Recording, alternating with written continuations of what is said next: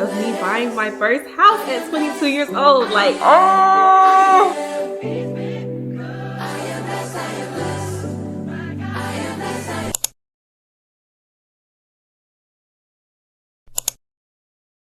Hey loves, welcome back to my channel. My name is Dji Osmo Pocket and I'm back again with another video. She got the armor of God on. Shorty is untouchable. She so determined, got goals. Yeah, shorty, she back with a beautiful soul. Y'all, we are buying a house. Like, oh my goodness, we're buying a house. Literally like so excited and so nervous and scared, but excited and like thankful and grateful and blessed, but nervous. Like, I'm going through all the emotions. But in this vlog, I'm going to be taking y'all along the process of me buying my first house at 22 years old. Like, oh, I'm about to be a 22-year-old homeowner, y'all. That's so crazy to me, but God is so good. All glory to God, okay? So I'm just super excited to take y'all along this journey with me. This is truly going to be so exciting. So let's get into it. If you don't know, I moved into my first place at 21, which is the townhome that I'm currently in, and I've been renting it for about a year now. My lease is going to be up in like 2 months, and we are moving on to home ownership. No more renting, in Jesus' name. Where I currently live is a 2-bedroom, 2.5 bath, and I have a 1-car garage. So when looking for homes, I'm thinking bigger and I'm thinking better, honestly. So we're gonna go over the list of like my non-negotiables, like my must, like if I'm going to buy this home or consider buying this home, it must have these things. Y'all see me looking down, I'm looking at my phone. The first thing on the list is natural light. Must have natural light. One, I'm a content creator, so I need natural light in my videos. I don't like depending on artificial light. And two, for mental health purposes. Like, natural light just does something to the brain. Lack of natural light also does something to the brain. It does something to your body. It just affects your mental health poorly. So whether I was a content creator or not, I would need natural light in my home. Next is a 2-car garage. I currently have a 1-car garage. The thing is, when I was like apartment shopping, I wasn't even looking for a garage. I was just gonna park my car outside, but God kind of led me to this place. It had everything that I wanted and more. If y'all want to know more about that, y'all can watch my move-in vlog, but literally, like, when I say God provided exceedingly and abundantly more than I could ask or think, everything I wanted and more was in this first home, and I turned my garage into my warehouse for my business. If y'all don't know, I am a business owner and I have a business called Vermeil Shoes, which is a luxury heel line specifically catering to women's sizes 10 to 14. I am 6 feet tall. I wear a size 11, 12, so I really started this business out of like frustration for not finding cute and quality shoes in my own size. So that's like the pain and frustration that birthed Vermeil Shoes for me, and I've been using my garage as like where I keep my inventory and everything. And Vermeil is my baby. Like, that's my baby, and as we grow, we need space. So in buying a home, I'm like, yeah, we definitely need a 2-car garage, maybe even a 3-car garage. But I know 3-car garages are like up there in price. So a 2-car garage will suffice. I don't want to have to like outsource and get like a fulfillment center to store my packages or ship my packages, and I don't want to pay for that. So I'll rather pay for that in a home than pay other people to do that for me, you know? So 2-car garage is a must. Kitchen island. I love a kitchen island. I think a kitchen island is just so tea. I don't want no house that don't got no kitchen island, okay? Like, the only way that I would do a house that didn't have a kitchen island is that like if everything else was just so bomb, everything else just gave, maybe we could do like, okay, there's no kitchen island, okay, like maybe we could build an island later or something, because it is going to be my home. But I want a kitchen island. I need a kitchen island, especially since I am going to be spending a lot of time in the kitchen because I do be cooking.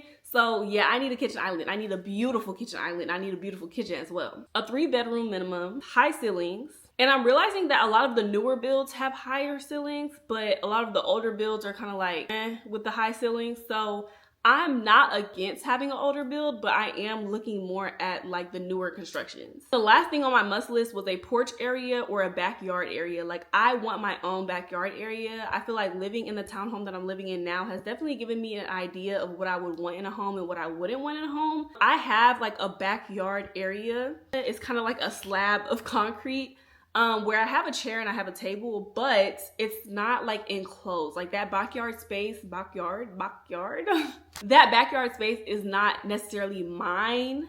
and mine only. So like my neighbors could be walking their dogs like back there and I could just be looking out and seeing them. So I definitely want to have my own space, like either my own backyard or my own deck, porch, whatever it is.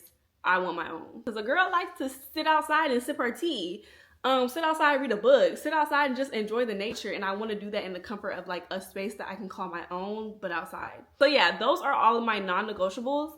I'm not going to put the price of each house that we're touring, but all the houses that I am going to be touring are within the $350,000 to $400,000 range. I am shopping in and around Atlanta, so the prices are definitely up there. You're not going to find like a nice house in or around Atlanta for $100,000 or $200,000. They're up there for sure. But I know that I've always wanted to live in the city or closer to the city. So with buying my home, I'm like, I need that perfect area that is like right there. And I love Atlanta, so it's definitely somewhere I could see myself settling down and buying a home and starting my family. Like I could definitely see it for me. This is obviously going to be my first home and it's going to be my starter home. So the plan is to obviously like live in the home that I'm about to buy.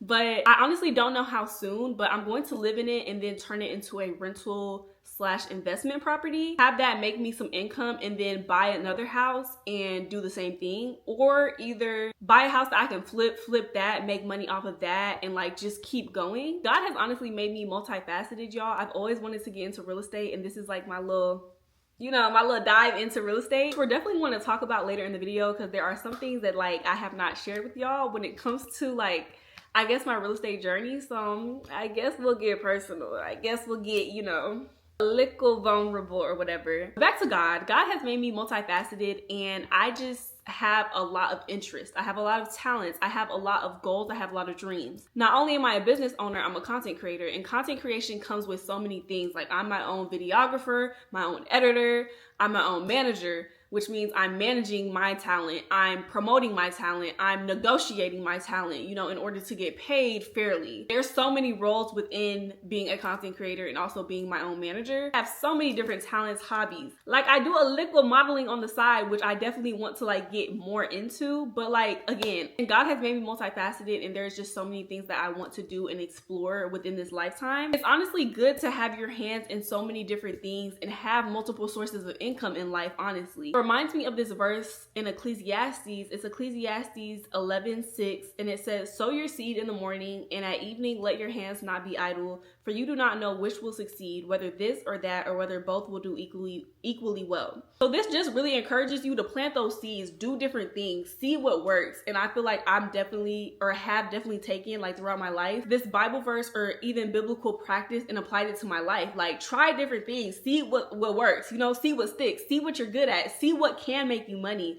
especially making money through your gifts. Because I feel like not only am I a content creator, business owner, I do all these different things, and not only like can I get paid from it and do I get paid from it, but there's also purpose involved in it. So we're supposed to be talking about the house buying process, but you know, this done turned into a motivational speech. But literally put your hands in different things, have different sources of income, have different sources of creative passions, you know? This home buying process, like of course this is an investment like of my future, of my time, of where I will stay, but it's also a future investment that hopefully, prayerfully, going to make me money and also provide a service for others in the future when I decide to rent it out, Airbnb it, whatever I decide to do. It'll be successful in Jesus' name.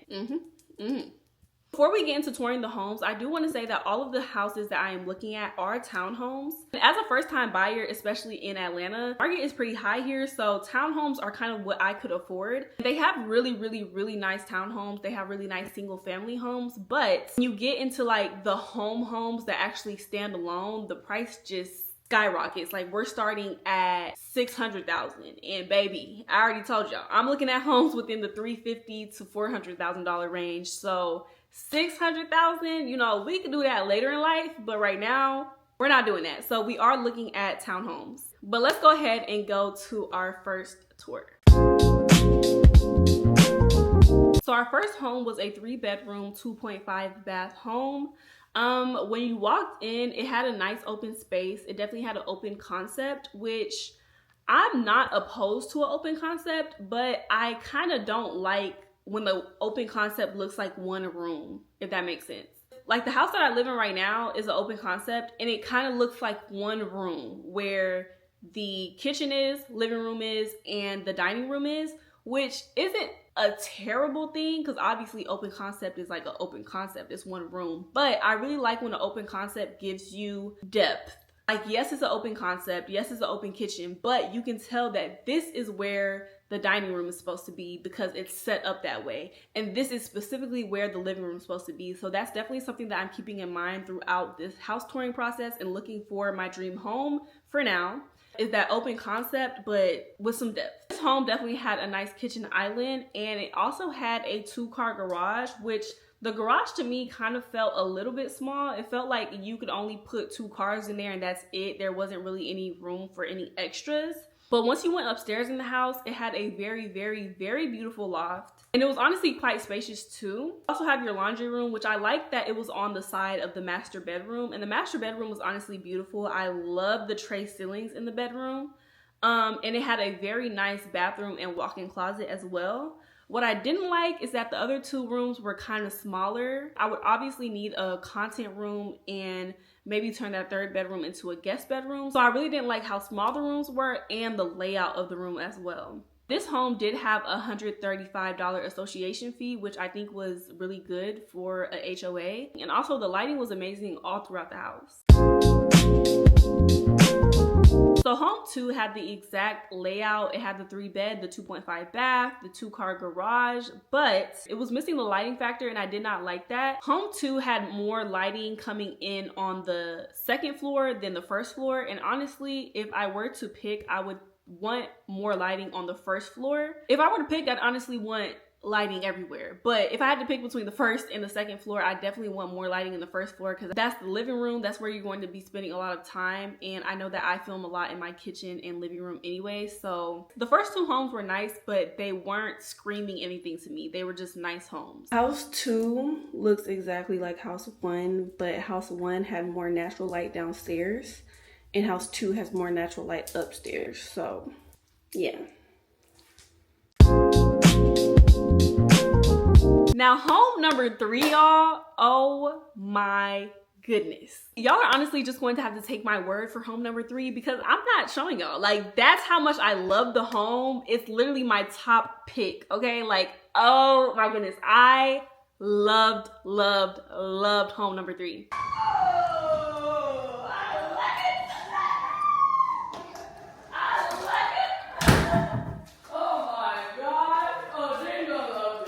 It literally had everything on my list.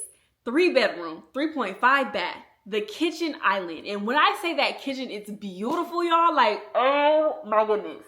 That kitchen was beautiful. Everything about the home, it gave modern luxury. And I was just like, this home screams me. Like, this home screams me. This is nice. Like, it was beautiful, y'all. The kitchen island is huge. And it also had ample storage space, y'all. Like, you know how like islands have cabinets? No. It was cabinets on both sides of the island, y'all. And again, the island is huge. And one thing that I'm like realizing in my home now is I'm running out of storage space for like all my appliances and my Tupperware and everything. That would not be a problem in house number 3 because when I say both sides of the island and then there's just ample amount of storage in the kitchen. It had a beautiful deck and it also had privacy on the deck. Like, oh my goodness. It honestly does not get better than that. It had a 2-car garage and the 2-car garage was spacious. Like, you could put 2 cars in there and still have some space. So I'm just like, oh, yes. This is perfect for Vermeil. Perfect for my baby. Like, oh my goodness, this is perfect. Let's close today. Now, the only thing with house number 3 is that it was above my price range, y'all. Like, it was above the price range. And that honestly sucked, but I didn't look at it as defeat. I kind of looked at it as, so what we gotta do? Like, I literally asked my realtor, what do we do? Because I like this. Like, I don't know why God made me like this, but I have expensive taste, y'all. Like, I'm always drawn towards the more expensive things. And throughout, like, all of the houses that we toured, this one honestly spoke to me. It said, me, pick me. So I'm asking my realtor, like, what do we gotta do? And I'm in my head, I'm like, you know, I just gotta work harder. That's it. Like, it's above my range, but I just gotta work harder. That's it. Like, you know? I'm thinking like, how can I make $200,000 by tomorrow? I need a way to make $2 million by tomorrow. So yeah, house number 3 was my ultimate favorite, and that's why I did not show y'all any of it, because that's my number 1 pick. So, you know, why would I show y'all that? I will put an example of what the deck looks like kind of like how it's attached to the house, but the example that I'm showing y'all is not the actual place. So with home number 4, I decided to steer off of my list of non-negotiables a little bit, and I decided to look at what a 1-car garage home would look like. I feel like the lighting in here was good, but overall the house gave narrow. It gave like this was a strip. Like, y'all see me? Like, literally this strip, and here's the kitchen, here's the dining room, here's the living room, like within this strip. It kind of just felt compressed. I was not a fan of it. I will say that the 1-car garage was spacious, but honestly, when comparing the 1-car garage versus all the 2-car garage properties that I was seeing, I would definitely need a 2-car garage for my business. And also, they literally had a half bath smack dab in the middle of the kitchen. It was kind of crazy. Like, who puts a bathroom in the middle of the kitchen? But that's exactly where the bathroom was, and it was just like a no for me. Like, this was not well constructed in my opinion. And this also had a $220 HOA fee, which was probably like the 2nd highest HOA fee that I had seen in the houses that I toured. So yeah. House number 5 was in a very, very nice neighborhood. It seemed like a very quiet neighborhood, and I feel like this townhome gave more home than like townhome, because some places scream townhome and some places scream home. Like, I couldn't even tell this was a townhome, and this was definitely one of them. It was a 2-garage home, and it also had like 2 separate entrances for the garages, so I do like that. It's definitely not a must for me that the garage have 2 separate entrances, but I do like it. This was a 3-bed, 2.5 bath. It was all right. I feel like the lighting was there, but it did not have a kitchen island. But again, like I told y'all, I'd be okay with not having a kitchen island if it had something else. And I kind of did like the square thing they had going on between the kitchen and the dining room. The rooms were very big in this house, and it did have a huge walk-in closet in the master bedroom. But overall, it just seemed like an old rundown house. And I don't know if y'all could tell with the footage I showed y'all, because you can't even tell in the pictures of the house that I seen. Like, I feel like I was kind of bamboozled, but the house gave very old. Like, it gave, the wood needed some major TLC. The house almost looked like a fixer-upper. It looked like there was just so much work to be done in that house, and they were asking for, I think, around like $365,000 for it. And honestly, with the state of the house and how it looked like almost all the wood, all the cabinets need to be replaced upstairs in the bathrooms, it was kind of giving fixer-upper to where it should have been like $100,000 cheaper, or even $150,000 cheaper. But I guess like the location and it being in the community that it was in made it okay to sell it at that price, but I was definitely not in love. So home number 6 was definitely over my budget. This was a 3-bed, 2.5 bath. And it also had the 2-car garage. This home definitely had a beautiful kitchen, and it also had a walk-in pantry as well. And I honestly love how it had the built-in hidden trash can, because I'm the type of person, like, I don't want you to see my trash. Like, I don't want you to know where the trash is. I kind of want you to ask me like, oh, where's the trash can when you come over, you know? I feel like that's like a hidden luxury in homes that I really love. So I love how that was already built in. The garage was definitely a nice sized garage, 2-door of course, and it also had a outdoor patio. Now the HOA fee for this community was $245, and this was the highest HOA fee that I have seen throughout the homes that I've toured. But this was already above my range, and I already wasn't, you know, loving it. I feel like every house that I've seen after home 3, I was kind of comparing to home 3, because home 3 was definitely my top pick. So I feel like this was a nice house. The rooms were very well lit, had an amazing loft area. I did not like the pond view though, and the pond was literally directly next to the house. That was a killer for me. I did not want to buy a house that was near a retention pond. But it did have a nice sized loft area and a laundry room. I feel like all the houses that I've seen had like a laundry room to where you only have space for the washer and dryer, but this was a room. Like, you have space for the washer, dryer, you could build a little sink in there, you could put a whole bunch of shelves in there, maybe a drying rack, maybe a ironing rack. Like, there was just so much room for building and getting creative in there because this was a laundry room, like a room for real. So I definitely did like that. Home number 7, I did not get to show y'all the outside of it, but this was a 3-bed, 2.5 bath. This also was above my fee. I do think that the rooms were very well lit in this house. I absolutely love the tray ceiling in the master bedroom, as well as the loft area. It was a pretty spacious loft area, and it had a very, very gorgeous stairway, like very gorgeous stairway. It definitely gave that home feel. Like this was a townhome, but it gave home. It did not have a kitchen island. I don't know what these like that style of kitchen is called, but there was not a specific kitchen island, but it did have a nice 2-car garage and also had like a deck / patio area. So that was pretty cool. House number 8 was in the same neighborhood, and this was a 3-bed, 2.5 bath, and it had a different layout. I honestly like how this gave a home feel as well. There was no kitchen island, but there was a double bar. I don't know if it was necessarily worth sacrificing my island for, but I did like that they had that double bar to make up for the no kitchen island. The garage was a 2-door garage, but it wasn't separate like the last house. And we also got a deck with this house, while the other one had a patio, and the deck was honestly a pretty spacious size. The primary bedroom was huge, and again with the tray ceilings, I love a good tray ceiling, so this was like amazing. But since this had a bigger room, the closet was smaller, and I did not like that. And I feel like all of the rooms in this house also ran a little smaller, minus the master bedroom, so did not love that. And I honestly feel like the bathroom was also underrated. Again, I'm kind of comparing everything to house number 3, and house number 3, that bathroom is tea. So I just feel like this bathroom was pretty underrated for the price that the house was. But this house also did have a laundry room, like room again, like not just the washer, not just space for the washer and dryer, but space for the washer, dryer, and a whole bunch of other stuff in there. And the loft area in this house honestly gave 4th bedroom. Like if I were to buy this house, I would honestly probably build a wall and make that loft area into a 4th bedroom, because it also had its own closet. So yeah, that'd definitely be an option. And so home number 9 definitely gave me that home feel as well. I really did like the layout, and it had my kitchen island. Y'all know I need that kitchen island. And I honestly like how everything felt separate, even though it was slick and open concept. It's like, you know, this is the kitchen and it's kind of separated. You know, this is the dining room, kind of separated by that pillar. But you also have your living room area. So I really did like that. This home did come with the fridge, and it also came with a washer and dryer. So that was a pretty nice incentive. And it also came with those under cabinet lights built into the counter space. So that was pretty cool. The pantry was pretty nice, and it also comes with a 2-car garage.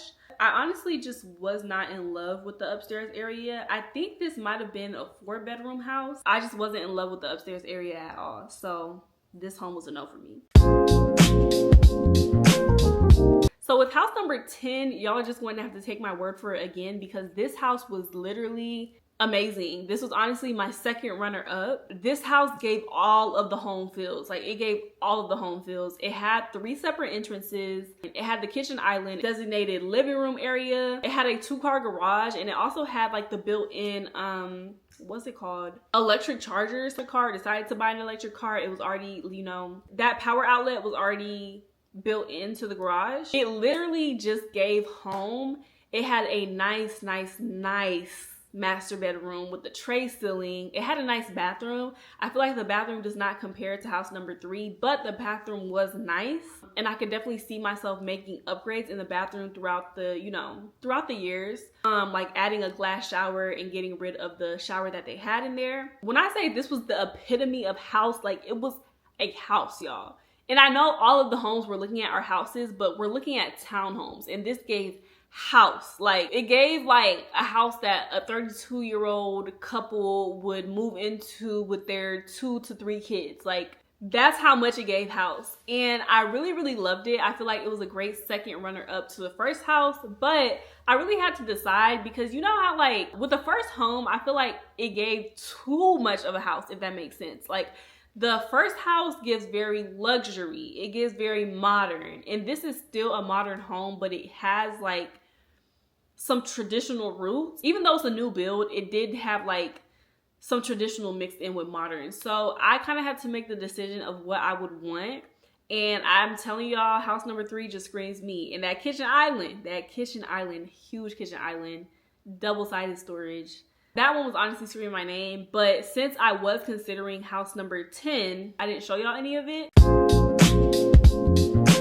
Moving on to the last home that we toured this day, which is home number 11. This was a townhome, but it was like a single standing townhome. So it was not connected to any other house. This was built in 2020, and I feel like it was all right. Like, you walk in, you see that one big area, and then you see the kitchen island, which it was a beautiful, beautiful kitchen. But it was honestly all right to me. It had a walk-in pantry, which I think was beautiful. And once you head upstairs, the master bedroom was spacious, but I feel like it lacked lighting. I will say that the bathroom was very beautiful, and it seemed like all the bathrooms and the kitchen kind of had like new appliances.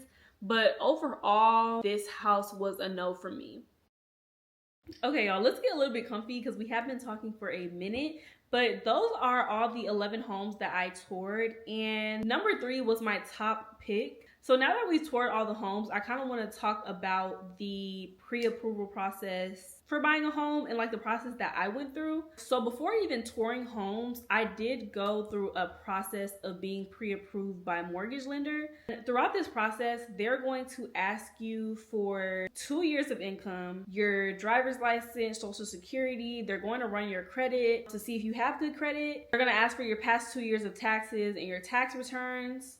That's basically all the information you'll have to send them. And when you go through that process, they're either going to deny you or they're going to pre-approve you. And depending on which mortgage lender you go with, the pre-approvals are going to have conditions on them. But this is going to let you know how much you qualify for, basically. So I personally got pre-approved for $400,000, hence why I'm looking at homes that are within the $350,000 range to $400,000 range. Even though I got approved for $400,000, I was not trying to, buy a house for $400,000 because I was, just trying to stay lower. I went through that process, and that's when we started looking at homes that are within my price range. With house number 3, it was above my price range, but I honestly love that house so much. So when we started talking to, that community, that agent, whatever, they were offering an incentive if I go with their lender. So I basically had to go through that whole process again of submitting my last 2 years of income, social security. They ran my credit, which y'all, credit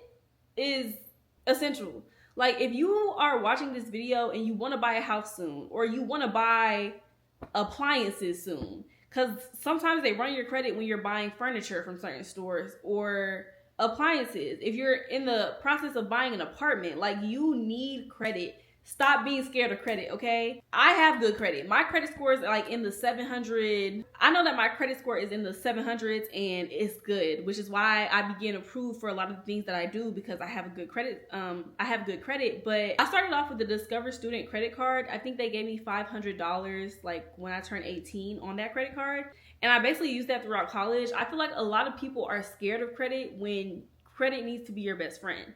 Like, I don't think you're scared of credit. I think you're scared of yourself because you don't have the discipline. I feel like some people get a $5,000 credit card and they go out and they spend $5,000 when the rule of credit is to spend what you have. If you do not have $5,000 and they give you a $5,000 credit card, then you do not have $5,000 to spend. If they give you a $50,000 credit card and you have $2,000 in your debit account, then you only have $2,000 to spend. Like, that's just the rule of credit, and that's how it works. But I would definitely say, if you're young and watching this, and even if you're older watching this and you're not like focused on your credit, start using a credit card, especially since you can get like cash back, literally cash back on a lot of purchases, like flights, grocery stores. The Discover credit card was like honestly amazing as a student because I would get cash back on certain I would get cash back on certain grocery stores, gas. Even now, like, I have a credit card where I do all my expenses on it. Like, if I go to the store, if I go grocery shopping, if I pay my rent, like, it's all on my credit card. And I get cash back on it, and I'm also building my credit. So a credit card is very essential to have. And you're going to want to build your credit if you want to buy a home one day. So start now. Don't start 6 months before you decide, like, oh, I want to buy a home. Like, start now. Build that credit. But yeah, I went through that process with their lender and I ended up getting approved by them. So now I'm kind of just in that waiting process to see like who's going to give me the better deal, whether it's going to be their lender or the lender that I went with previously. Yeah, that's kind of just the update on how that pre-approval process went. So right now we're kind of just playing the waiting game. I feel like every day I've kind of just been on the phone with my realtor or the mortgage lender, and there have been so many other people who have been calling me about like getting me quotes for a mortgage and whatnot.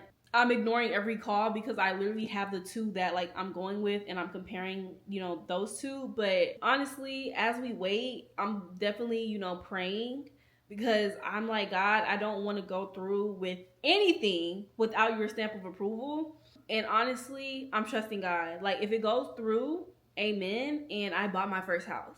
If it doesn't go through, then amen, I will still buy my first house when the time is right. I definitely just want to make the right decision, buy the right house, get the best mortgage payment that I can, lowest mortgage payment that I can. Hello. I will say that I am a little scared, y'all. Like, as blessed as I feel, because I feel very blessed. Like, it's not every day that a 22-year-old can say, I'm about to buy my first house, you know? So I do not take that lightly at all. I'm definitely like just so thankful for God for putting me in this position to where I am, or I was able to save up and be able to buy a house and be able to work towards these goals of owning properties and having assets and just living in a space that I can truly call my own. Because yes, this is my home, but I'm paying rent every month, and that's not going towards a mortgage.